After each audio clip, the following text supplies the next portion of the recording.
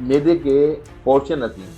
पहला गजा, दूसरा हवा, तीसरा पानी। हम ये इनके खिलाफ नहीं है ना, हम ये कहेंगे कि लोग ये छोड़ें। शुगर के मरीज को हम बेसन की रोटी खिलाते हैं। क्यों खिलाते हैं? पूरे साल में 11 माह हम बदतमीजी करते हैं। पूरी दुनिया के अंदर इंटरमीडिएट फास्टिंग का जो बोलबाला है, लेकिन उसके लिए शर्त यह है कि हमें हिफ्ज़ान सेहत के असूलों के ऐन मुताबिक अपनी डाइट, अपनी ज़िंदगी और अपने मामलात को करना है।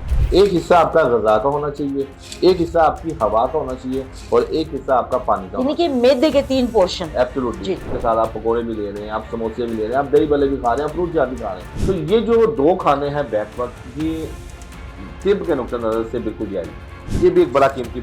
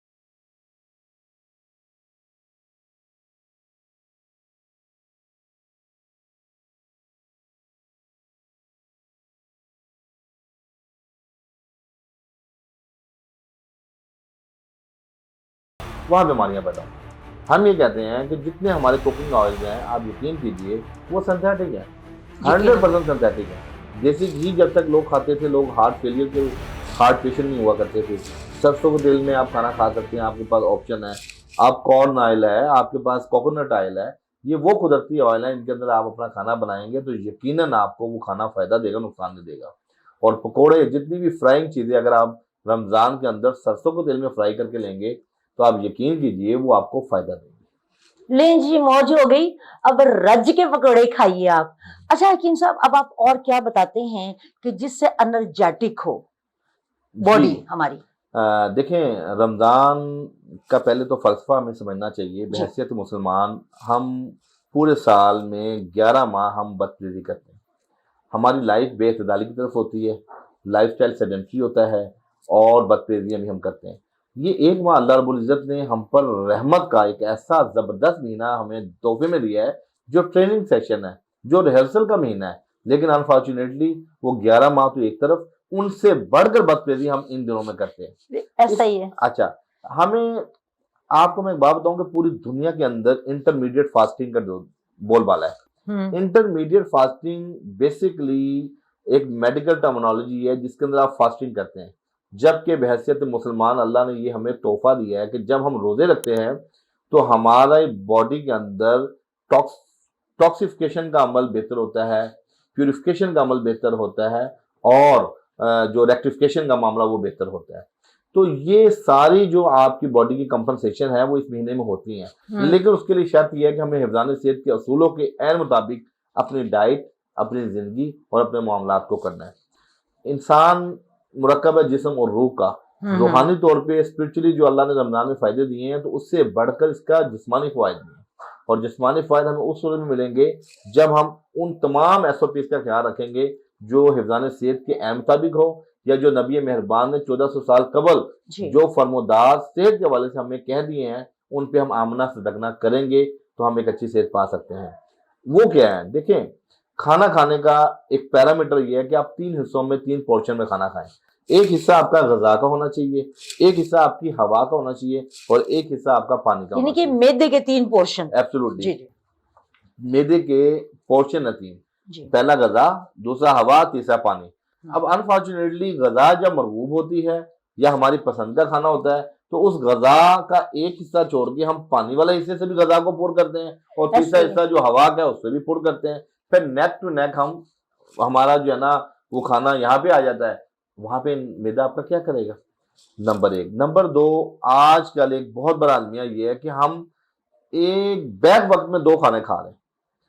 यानी अगर आप देखें कि जब आप रोज़ा खोलते हैं और अज़ान होती है, तो जब आप खजूर, पानी या जो भी मशरूबात आप ले रहे हैं, उसके साथ आप पकोड़े भी ले रहे हैं, आप समोसे भी ले रहे हैं, आप दही भल्ले भी खा रहे हैं, फ्रूट चाट भी खा रहे हैं, और फिर आप 5-7 मिनट बाद आके नमाज पढ़ते हैं और नमाज के बाद फिर एक दस्तरखान फिर सजा हुआ है। खाना उसमें आप जनाब गोश्त भी ले रहे हैं, उसमें आप दालें भी ले रहे हैं, सब्जियां भी ले रहे हैं। अब आप एक खाने का तो ट्रेंड पाकिस्तान से खत्म होता जा रहा है। जी, अब तो बैकवर्ड घरों में बूफे लग रहे हैं। पहले तो सही आप बाहर होटलिंग में जाते थे, अब घरों में बूफे लग रहे हैं। जब तक 4-5 खाने ना हो और हर बच्चे की अपनी चॉइस है, तो उसमें भी फिर हम थोड़ा-थोड़ा चखने में भी हम बहुत चीज़ें डिस्टर्ब कर बैठते हैं।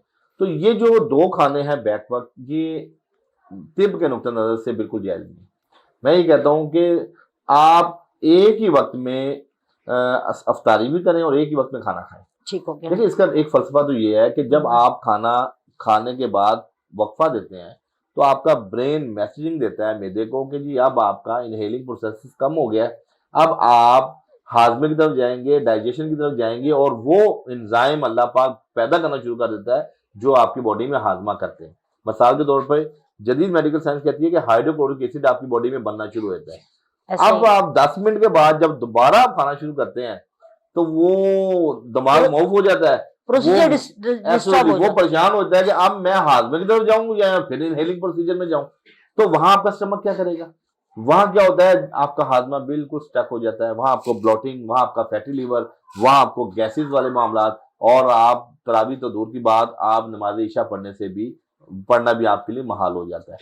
तो मेरा ये कहना है उन तमाम बहन भाइयों के लिए जो आपके इस प्रोग्राम के तवज्जुह से हमारी आवाज़ वहाँ तक पहुँचे, कि आप ये आज़मा के देख लें कि आपने खजूर, पानी और घर की जो भी रोटी सालन है उसके साथ खाना खाएँ। ठीक उसके है, साथ अगर जो लवाज़मात हैं, पकोड़ा है, समोसा है या दही भल्ले हैं या फ्रूट चाट है, वो उसके साथ आप इस्तेमाल कर सकते हैं। ठीक है। इस तरह आपका स्टमक भी ठीक रहेगा हम्म। और आपके अंदर का जो सिस्टम है, जो मैकेनिज़्म है, वो प्रॉपर थ्रू चैनल काम करेगा। हकीम साहब, ये बहुत अच्छी आपने क्लियर कर दी कि हमें डबल खाना नहीं खाना चाहिए, रेस्ट देना चाहिए, ठीक है। एक सवाल जो बहुत इम्पोर्टेंट है पब्लिक के लिए, वो ये है कि हमने सारा दिन हमारा मैदा जो है खाली रहा, जी। ठीक है, प्यास भी लग रही है। हमें फर्स्ट डाइट कौन सी लेनी चाहिए जो मैदे को वार्म अप कर दे, ना कि और बिठा दे? इनके देखिए, पहला घूंट किस चीज का लेना चाहिए? मैं आपको बताता हूँ। देखें, खजूर खाना सुन्नत है और ठीक है, रमज़ानुल मुबारक में अल्लाह रब्बुल इज़्ज़त ने सबसे पहले, मैं ये समझता हूँ, लिक्विड लेने से भी पहले आपको खजूर खानी चाहिए।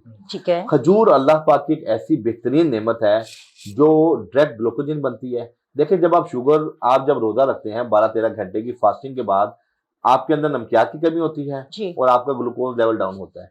इन दोनों चीज़ों को अप करने के लिए जो दुनिया की बेहतरीन चीज़ है वो है खजूर। और खजूर जब आप खाते हैं तो आपकी न्यूट्रिशन डेफिशिएंसी, आपकी इम्यूनिटी और आपका हाइपोग्लाइमेटिक लेवल फौरी तौर पर रेज़ होता है, जिससे आप चाकू चौबंद हो जाते हैं। आप अगर खजूर खा के और पानी के साथ भी रोज़ा खोल लेंगे तो आप यकीन कीजिए आपको एक फ़रहत महसूस होगी, आपको एक आप हशाश-बशाश हो जाएँगे। अच्छा, उसके बाद आप तकरीबन अफ्तार के वक़्त आप आधे गिलास लेके 1 गिलास तक पानी पिएँ। ये भी एक बड़ा कीमती पॉइंट है। ठीक मैं है, अक्सर ये कहता हूँ कि देखिए, आपने 12-13 घंटे का भी तो पानी का वक़्फ़ा डाला है ना। जी, जब आप अचानक 4-4 गिलास पानी पिएँगे अपनी प्यास को, तस्कीन को बुझाने के लिए, उस सूरत में आपके किडनी के ऊपर बोझ बन जाएगा और आप गुर्दों के अमराज में मुब्तला हो सकते हैं। तो आपने 1 गिलास तक पानी पीना है और आधे घंटे के बाद, खाने खाने के आधे घंटे के बाद आप पानी पीना शुरू कर दें और वो आप सहरी तक बेशक 10 गिलास पिएँ, चाहे 12 गिलास पिएँ, आप यकीन कीजिए उसमें आप बहुत फिट रहेंगे।